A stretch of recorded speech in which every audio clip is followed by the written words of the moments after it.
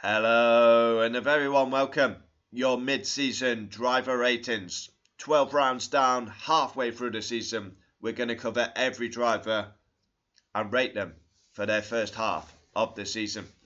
Driver ratings divides opinion. Let's jump into it. Max, 9. 7 wins, dominating the title. He will win a 4th World Championship. And at times, he's winning without the best car. So, yeah. He's a 4-time champion incoming. He's won 7 out of 12. Yeah. Pretty much business as usual for Max. He's had a bit of competition this year. Did move over on Lando Norris. But, yeah. His first 12 rounds. Probably not vintage Max. You probably could give him 8.58, but yeah, I mean, he's dominating. He's going to be a 4-time champion. Sergio Perez, 1. Started the season like a train and tailed off. Rinse and repeat of 2023. He's 6 in the drivers in a Red Bull. It's disgusting. His qualifying's poor. His racecraft's poor. He got a new contract somehow. Yeah, he's got 4 podiums out of 12. It's not good enough. He's been nowhere since Miami. And yeah, I think there's a stat going out there that Logan Sargent has outqualified him. Now, put that into context. Sargent in a Williams has outqualified Perez in a Red Bull. Yeah, he got a new contract. I don't know how. He's been awful, Sergio Perez. Really needs to kick up the ass. There's a rumour going round that if he's 100 points behind Max, over 100 points behind Max, he will lose his seat at Spa. Lewis Hamilton, 4. It's been a torrid first half of the season for Lewis Hamilton. Up until Silverstone, he's had his absolute arse handed to him, week in, week out. Underwhelming. 2 podiums. But yeah, he did win at Silverstone. That was mega. But up until that point, he's been very poor. Very poor indeed. He's got destroyed by George week in, week out. And the win should give him a boost of confidence. I'm happy that he won that race. He deserves it for the career. But yeah, you can't say it any fairer. His first half of the season's been shocking. George Russell, 7. I mean, he's carried Mercedes this season. Yeah. He got a pole at Canada, won at Austria, 10-2 in qualifying to the all-time pole holder. I mean, yeah, he really has destroyed Lewis. Yeah, a bit of bottling by Russell though. Should have won at Canada and a massive bottle at Australia. Charles Leclerc, 6. Yeah, wow. Again, he started the season well. He's got 5 podiums. He won at Monaco. Yeah, but he's been nowhere since Monaco. And Sainz, for me, has been the better driver this season. Yeah. Charles Leclerc needs to improve. He's 3rd in the drivers, but Carlos Sainz did miss a race, so yeah. Leclerc really needs to get back on it because, yeah, since Monaco, he's been nowhere. Carlos Sainz, 7. I mean, honestly, he came out swinging like a boxer that was willing to give his last breath in the ring. He lost his seat to Lewis Hamilton.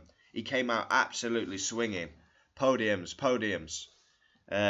He won at Australia. He had to miss the Saudi race due to his appendix being out.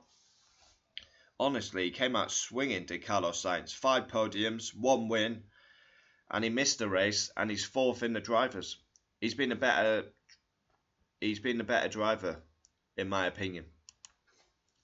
Lando Norris, 9. Yeah, he's had an amazing first half of the season. He really has. Contender for driver of the season. He finally won in Miami. Yes, he got lucky, but a win is a win. 7 podiums out of 12. But the one thing you can label at Lando, the last 2 races have been nowhere near good enough.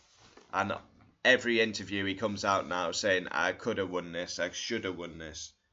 He bottled Austria, bottled Silverstone, but his first 12 races of the season have been strong. He's second in the drivers. Oscar Piastri 6, 2 podiums. He's desperate for a win. 47 points off Lando. I want to see aggression by Oscar Piastri because, yeah, he needs to improve a bit for me. He's got to become nasty. See aggression in Oscar. Fernando Alonso 5. Very average, mediocre season so far by Alonso. Obviously, Aston Martin don't have the same car they did last year. 9th in the drivers, very average season. Lance Stroll 3. As usual, Lance has been under par. He gets a new contract. 23 points on the board, 10th in the drivers. He has done good in qualifying against Alonso recently. He's out-qualified him a couple of times, but yeah, not good enough. Gasly 5. Now, Alpine literally qualified last in Bahrain, but they've really improved recently. He struggled at the start of the year, but then 4 races in the points in a row, and he lies 15th in the drivers. Ocon 5.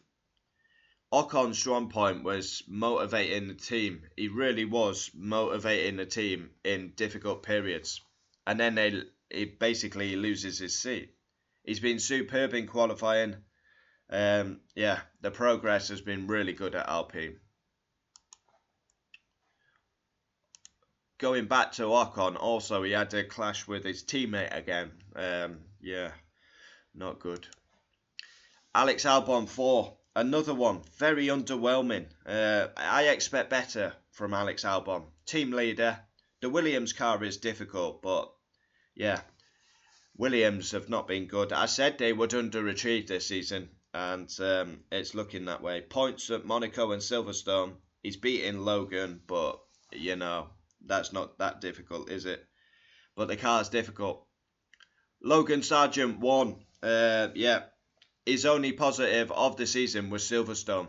Honestly, if he could race at Silverstone every week, he may have a chance of staying in F1. But yeah, Logan, unfortunately, is going to lose his seat. And yeah, same old. But he was good at Silverstone. 1 foot 1, 7.5. Honestly, 1 foot 1 early on was driver of the season with like Carlos Sainz. Regularly in the points and destroying a race winner, a pole man, and a more experienced man in Daniel Ricciardo. But it was points. And ironically, he was running in the points at Canada, and that seems to have knocked his confidence because he went across the grass, hit the wall. Seems to have knocked his confidence because he was really scoring points regularly. And he's regularly beating Daniel Ricciardo.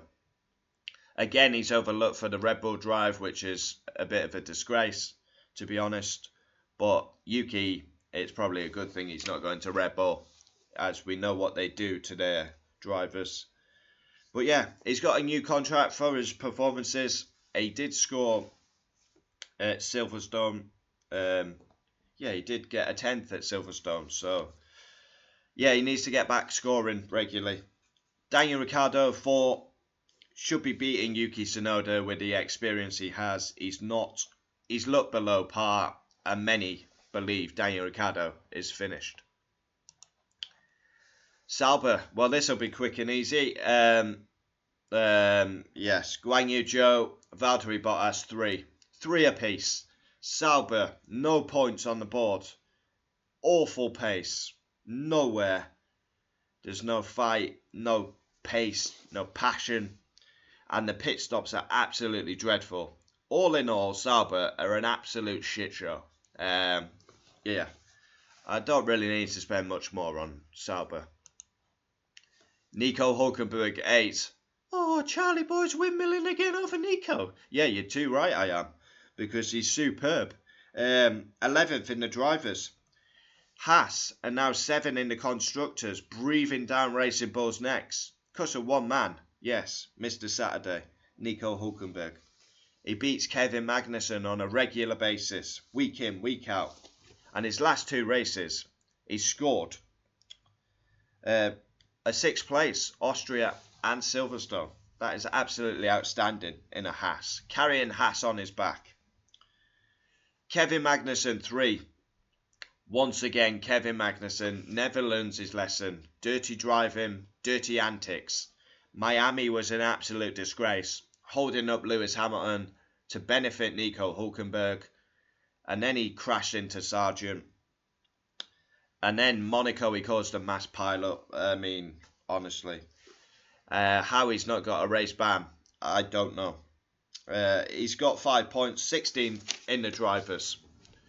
So, there we have it. Let me go back up. There we have it. Driver ratings for the mid-season. 12 rounds down, 12 to go. Comment down below your thoughts. Driver ratings always divides opinion. Comment down below yours.